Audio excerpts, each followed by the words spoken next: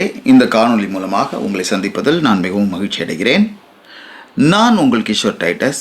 இது சக்ஸஸ் 360 உங்கள் வெற்றிக்கான நேரம். இன்றும் கூட வெற்றி பெறுவதற்கான ஒரு கோட்பாடை நாம் பார்க்க போகிறோம். அது விஷன். வெற்றிக்கான ஒரு மிக முக்கியமான வெற்றி பெற்றவர்களுக்கான ஒரு முக்கியமான காரணம், அவர்கள் ஒரு தரிசனத்தை உடையவர்களாக தே ஹேட் அ விஷன். அவங்களுக்கு ஒரு விஷன் இருந்தது. இன்றும் கூட நம்ம இந்த விஷனை எப்படி பெற்றுக்கொள்வது, இந்த விஷன் நம்ம எப்படி செயல்படுத்துவது நம்முடைய வாழ்க்கையில், இதை எப்படி நம்ம வாழ்க்கையில் நம்ம அந்த தரிசனத்தை நம்ம அடைவது என்று நாம் பார்க்க போகிறோம். வெற்றிக்கான ஒரு முக்கியமான காரணமாக விஷன் இருக்கிறது. வாழ்க்கை என்பது ஒரு பிரயாணம்னு வச்சுக்கோங்களேன். ஒரு சிலர் அவர்கள் ஒரு இலக்கை அடைகிறார்கள், ஆனால் ஒரு சிலர் அவர்கள் நினைத்த இலக்கை அடைகிறார்கள். அந்த நினைத்த இலக்கை அடைகிறவர்களை தான் நாம் வெற்றி பெற்றவர்கள் என்று நாம் அறிவிக்கிறோம், அல்லது வெற்றி பெற்றவர்களாக கொண்டாடுகிறோம். ஆனால் இந்த வெற்றி பெற்றவர்களுக்கும் ஏதோ ஒரு இலக்கை அடைந்தவர்களுக்கும் ஒரு பெரிய வித்தியாசம் என்னன்னா, இவங்களுக்கு அவங்க வாழ்க்கையை குறித்து நான் இந்த இலக்கை அடைய வேண்டும் என்ற ஒரு விஷன், ஒரு தரிசனம் அவங்க வாழ்க்கையில் இருந்தது. இது ரெண்டு பேரையும், இவங்க இந்த ஏதோ ஒரு இலக்கை அடையணும்னு நினைக்கிறவங்க, அவங்க எதுவுமே ஒரு விஷன்லாம் இல்லாமல், அவங்க வாழ்க்கையை குறித்து எந்த ஒரு நோக்கமும் இல்லாமல் அவங்க பிரயாணம் செய்திருப்பார்கள். அதனால் இப்போது உங்கள் வாழ்க்கையில் நீங்கள் வெற்றி பெறணும், நான் ஒரு இலக்கை அடைய வேணும்னா உங்களுக்கு ஒரு விஷன் இருக்கணும். விஷன்னா என்னென்னா வேறு ஒன்றும் கிடையாது. உங்கள் வாழ்க்கையை குறித்து ஒரு பெரிய ஒரு கனவு உங்களை குறித்து, நீங்கள் உங்கள் வாழ்க்கையில் நீங்கள் எந்த நிலையில் இருப்பீங்க, ஒரு 70-80 வயசு ஆகும்போது நீங்கள் எப்படி இருக்கணும்னு நினைக்கிறீங்க, இல்லைனா இன்னும் ஒரு 10 வருஷத்தில் நான் எப்படி இருக்கணும்னு நினைக்கிறீங்க, அதுதான் உங்கள் விஷன். ஸோ இந்த விஷனை அடையிறதுக்கு நம்ம என்ன பண்ணணுன்றது தான் நம்முடைய இன்றைக்கு நம்ம பார்க்க போகிறோம். அதுக்கு முன்னாடி நம்ம ஒரு விஷயத்தை யோசிக்கணும். இந்த விஷனை என்ன பண்ணணும்னா, உங்களுக்குள்ளே இருக்கிற தாளந்து, உங்களுக்குள்ளே இருக்கிற திறமைகள் எல்லாவற்றையும் அது வெளிக்கொண்டு வரும்.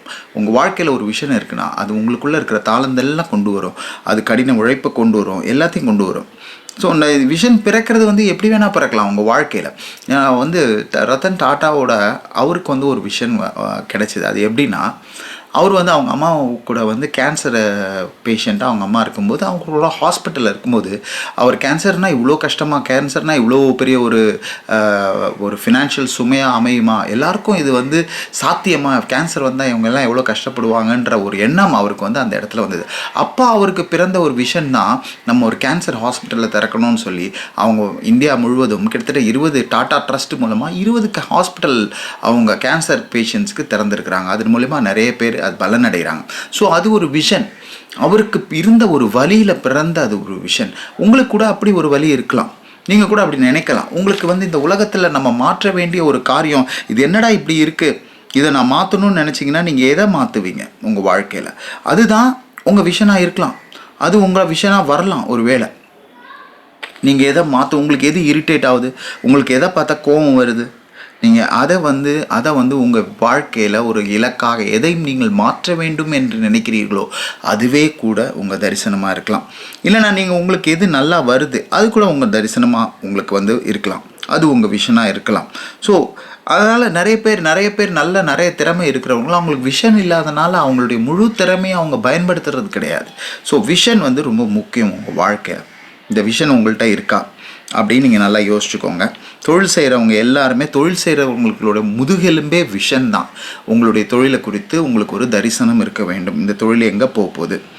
ஸோ நீங்கள் எதை இன்றைக்கு ஒரு கனவாக காண்கிறீர்கள், அதை நல்லா யோசிச்சுக்கோங்க. ஏன் பார்க்குறீங்கன்ற ஒரு ரீசன் உங்ககிட்ட இருக்கணும். அந்த விஷனை சும்மா ஏதோ நானும் ஒரு விஷன்ன்றது இல்லாமல் அது உங்களுக்குள்ளாக ஏன், ஸ்டார்ட் வித் அன் ஒய், ஏன் இதை நான் பண்ணணும்னு நினைக்கிறேன் அப்படின்றது உங்களுக்கு இது உங்களுக்கு ஒரு முக்கியமான ஒரு கேள்வியாக இருக்குது. ஸோ இப்போ நம்ம விஷன் எவ்வளோ முக்கியம், விஷன் எப்படி பிறக்குது, இதெல்லாம் நம்ம பார்த்துட்டோம். நான் கிறிஸ்தவ வேதத்துலேருந்து ஒரு வசனம் ஒன்று சொல்கிறேன் உங்களுக்கு. இது தரிசனம் இல்லாத ஜனங்கள் சீர்கெட்டு போகிறாங்க. உங்கள் வாழ்க்கையில் தரிசனம் ரொம்ப முக்கியமான ஒரு விஷயம். ஸோ நீங்கள் அதை கண்டிப்பாக நீங்கள் வச்சுக்கணுன்றது என்னுடைய உங்களுடைய தொழிலாக இருக்கட்டும், இல்லாட்டி உங்களுடைய திருமணமாக இருக்கட்டும், இல்லை ரிலேஷன்ஷிப்பாக இருக்கட்டும், எதுவாக இருந்தாலும் உங்களுக்கு ஒரு விஷன் கண்டிப்பாக தேவை. ஸோ இப்போது நம்ம விஷன் தேவை. எனக்கு ஒரு கனவு இருக்குது, அதை நான் எப்படி செயல்படுத்துறதுக்கு முன்னாடி நான் ஒரே ஒரு டெக்னிக் சொல்லித்தரேன். நீங்கள் இந்த விஷனை அடைவோம் உங்கள் வாழ்க்கையில் வெற்றி பெறதுக்கு. இந்த விஷன் உங்களுக்கு இருக்குது, சரி நான் இதை எப்படி பண்ணுறது அப்படின்னு நீங்கள் நினச்சிங்கன்னா அதுக்கு என்ன பண்ணலான்னா, நீங்கள் முதல்ல விஷன் போர்டுன்னு ஒன்று இருக்குது, அதை நீங்கள் க்ரியேட் பண்ணணும். விஷன் போர்டுனா ஒன்றுமே கிடையாது. உங்களுக்கு தெரிஞ்ச உங்களுக்கு பிடிச்ச காரியங்களை எல்லாம் நீங்கள் என்னவா இருக்கணும்னு நினைக்கிறீங்களோ அதோட ஃபோட்டோவெல்லாம் கலெக்ட் பண்ணி ஒட்டி வைக்கிறது தான். முதல்ல என்ன பண்ணுங்கள், ஒரு ஏன் விஷன் போர்டு க்ரியேட் பண்ண சொல்கிறேன் அப்படின்னா, நம்ம மூளை இருக்கிறது, மூளை வந்து ரொம்ப ஒரு பெக்குலியரான ஒரு விஷயம். மூளை வந்து நம்ம மூளை வந்து மூளைக்கு வந்து எப்படியும் ஒரு 11 மில்லியன் ஆன இன்ஃபர்மேஷன் ஒரு நாளைக்கு வருது. ஆனால் அவ்வளோலாம் ஒரு செகண்டில் அவ்வளோ வந்தால் கூட நம்ம மூளையால் அவ்வளோலாம் ப்ராசஸ் பண்ண முடியாது. அதனால 50 பிட் அளவுக்கு தான் அது வந்து இன்ஃபர்மேஷனை ப்ராசஸ் பண்ணும். இதை பண்ணுறது யாருன்னா, ரெட்டிகுலர் ஆக்டிவேஷன் சிஸ்டம்னு நமக்கு ஒன்று இருக்குது நம்மளுடைய மூளையில், RASன்னு சொல்லுவாங்க, ரெட்டிகுலர் ஆக்டிவேஷன் சிஸ்டம். இது என்ன பண்ணால் தேவையில்லாததெல்லாம் ஃபில்டர் பண்ணி தேவையானது மட்டும் உங்களுக்கு கொடுக்கும். ஸோ இதை தான் என்னன்னு சொல்கிறாங்கன்னா, இந்த சிஸ்டத்து மூலமா வருகிற அந்த இன்ஃபர்மேஷனை என்னன்னு சொல்கிறாங்கன்னா செலக்டிவ் அட்டென்ஷன் ஃபில்டரிங். அதாவது அது செலக்ட் பண்ணி எது உங்களுக்கு தேவையோ அதை மட்டும்தான் உங்கள் மூளைக்கு கொடுக்கும். ஸோ இப்போ தேவையில்லாத 11 லட்சம் பிட்ஸ் ஆஃப் இன்ஃபர்மேஷன் உங்கள் மூளைக்குள்ளே போச்சுன்னா உங்கள் மூளை வந்து அதை தாங்காது. அதனால் அதுக்கு ஒரு சிஸ்டம் வச்சுருக்கு. மூளை இதை தான் அனுப்பணும், இவ்வளோ தான் அனுப்பணும் அப்படின்னு ஒரு சிஸ்டம் வச்சுருக்கு.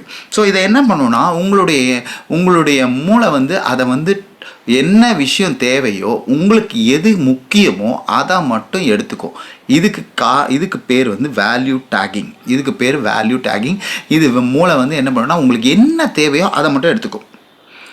ஸோ இப்போ ஃபார் எக்ஸாம்பிள் நீங்கள் வந்து சிவப்பு காரனா என்னன்னே உங்களுக்கு வந்து தெரியாமல் இருக்கும். ஆனால் நான் ஒரு நாளைக்கு காலில் வந்து சொல்கிறேன், டேய் சிவப்பு காரை பார்த்தேன்னா உனக்கு லக்கிடா அப்படின்னு நான் உங்கள்கிட்ட சொல்லிடுறேன். உடனே அதை மூளை எடுத்துக்கும். ஐயோ சிவப்பு கார் பார்த்தா எனக்கு லக்கி அப்படின்னு சொல்லிட்டு அது என்ன பண்ணால் அன்னைக்கு ஃபுல்லாக நீங்கள் பார்த்தீங்கன்னா உங்களுக்கு சிவப்பு காராக உங்கள் கண்ணுக்கு தெரியும். அதான் ரெட் கார் தியரின்னு சொல்லுவாங்க. அதை அன்னைக்கு பார்த்தீங்கன்னா உங்களுக்கு ரெட் காராக தெரியும். நீங்களாம் சின்ன வயசில் விளையாடி இருப்பீங்க பார்த்தீங்களா, அண்டங்காக்கா பார்த்தேன்னா உனக்கு சாரோடான். அன்றைக்கி பார்த்தீங்கன்னா நீங்கள் நிறைய அண்டங்காக்கா பார்ப்பீங்க. நான்லாம் வந்து அதெல்லாம் யோசிக்கவே மாட்டேன். அண்டங்காக்கா என் கண்ணுக்கே தெரியாது. ஸோ இது எதுக்கு சொல்கிறேன்னா, உங்கள் மூளைக்கு வந்து நீங்கள் ஒரு விஷுவலாக இந்த மாதிரி ஒரு போர்டை க்ரியேட் பண்ணி அதை காமிச்சிங்கன்னா அதை வந்து உங்கள் மூளை வந்து ஆப்பர்ச்சுனிட்டி வரும்போது இங்கே வருதுடா ஆப்பர்ச்சுனிட்டின்னு உங்களுக்கு அதை சொல்லித்தரும். நிறைய பேருக்கு இது வந்து தெரியாது. ஆப்பர்ச்சுனிட்டி உங்கள் கண்ணுக்கு எதிராக வந்தாலும் மூளைக்கு வந்து அது தெரியாது. ஏன்னா நீங்கள் மூளையை பழக்கி வைக்கல இதெல்லாம் எனக்கு வேணும்னு சொல்லி. நீங்கள் எப்பயுமே மூளைக்கு சொல்லணும் இது எனக்கு வேணும் அப்படின்னு. அப்போ தான் மூளை வந்து அதுக்கு ஏற்ற படிகளில் உங்களை நடத்திட்டு போவோம் மூளை. அதுக்கு தான் நம்ம வந்து விஷன் போர்டு க்ரியேட் பண்ணணும். இதுக்கு பேர் வந்து ஃப்ரீக்வன்சி பயாஸ். என்னென்னா வந்து உங்களால் ஒரு சில விஷயத்தை பார்க்க முடியாமல் மூளை வந்து செயல்படாமல் இருக்கும். அப்போ நீங்கள் ஒரு விஷன் போர்டை க்ரியேட் பண்ணிங்கன்னா நீங்கள் வந்து மூளை என்ன பண்ணணும்னா, ஓகே என்னுடைய எஜமானனுக்கு இதெல்லாம் தேவை, சாருக்கு இதெல்லாம் தேவை, இந்த அம்மாவுக்கு இதெல்லாம் தேவைன்னு சொல்லி அந்த விஷயத்தெல்லாம் அப்படியே இழுத்துட்டு வரும் உங்களுக்கு. ஸோ நீங்கள் வந்து ஒரு விஷன் போர்ட் க்ரியேட் பண்ணுங்கள். இது எவ்வளோ ரொம்ப சிம்பிளாக தான் பண்ணணும். என்ன பண்ணலான்னா, சும்மா ஒரு கார்ட்போர்டு ஏதோ ஒரு பேப்பர் எடுத்துக்கோங்க, ஒரு போர்டு எடுத்துக்கோங்க. அந்த போர்டில் உங்களுக்கு தேவையான படத்தை எல்லாம் என்ன பண்ணுங்கன்னா, இப்போ வந்து உங்களுக்கு வந்து ஒரு நல்ல ஒரு ஃபிசிக் வேணும்னா நல்ல ஃபிசிக் இருக்கிற ஒரு ஆளோட ஃபோட்டோவை ஒட்டிடுங்க. ஓகே நான் இந்த கார் வாங்கினேன்னா அந்த காரோட ஃபோட்டோவை எடுத்து ஒட்டிடுங்க. இதெல்லாம் வேணுமோ எல்லாத்தையும் எடுத்துட்டு அதுக்கப்புறம் அதை பொறுக்கி ஒரு கொலாஜ் மாதிரி ஒரு போர்டில் போட்டு ஒட்டிட்டு உங்கள் கண்ணுக்கு தெரிகிற மாதிரி ஒரு இடத்துல அதை போட்டுட்டு டெய்லி பார்க்குற மாதிரி இருக்கணும். பார்க்குற மாதிரி இருந்ததுன்னா அதுதான் விஷன் போர்டு. ஸோ இது வந்து உங்களுக்கு ரொம்ப ஹெல்ப் பண்ணும். நீங்கள் முதல்ல இந்த டெக்னிக்கை ஃபாலோ பண்ணுங்கள், விஷன் போர்டை க்ரியேட் பண்ணுங்கள். உங்களுக்கு வந்து அதுக்கப்புறம் பாருங்கள் உங்களுக்குள்ளேயே ஒரு சேஞ்ச் வரும். நீங்கள் வந்து உங்கள் விஷனை கொஞ்சம் கொஞ்சமாக அச்சீவ் பண்ணுறதுக்கு இது உங்களுக்கு ஹெல்ப் பண்ணும். ஸோ விஷன் வந்து ரொம்ப முக்கியம் உங்கள் வாழ்க்கையில். ஸோ இதை பண்ணுறதுக்கு வந்து ஒரு டெக்னிக் வந்து விஷன் போர்டு. ஸோ இன்னொரு டெக்னிக்கோட வெற்றி பெறுறதுக்கு உங்கள் வாழ்க்கையில் இன்னொரு டெக்னிக்கோடு உங்களை சந்திக்கும் முறை விடைபெறுவது உங்கள் நண்பன் கிஷோர். தேங்க்யூ.